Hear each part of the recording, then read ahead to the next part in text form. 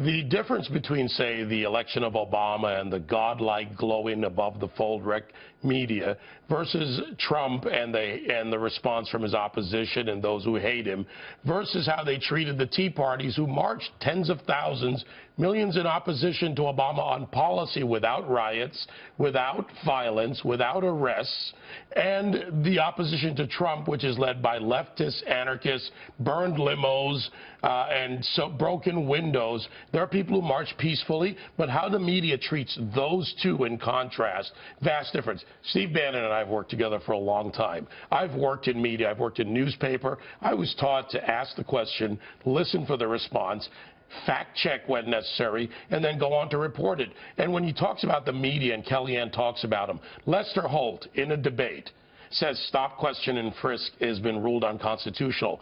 Factually incorrect, just like Candy Crowley with Mitt Romney.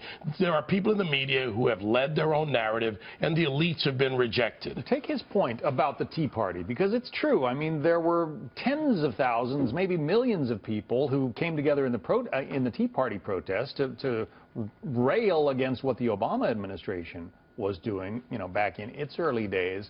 But they didn't get the same kind of coverage that the anti-Trump protesters are today. Well, and I remember even Republican elites were criticizing the Tea Party at the time as well. But, I disagree a little bit with the characterization. And if you want to talk about cherry picking, I disagree with the characterization of some of the protests. Because I was at the Houston airport the other night on Saturday when, they had someone detained there. And it was completely peaceful. And people came together to say, we're a nation of immigrants. We're a nation that welcomes refugees.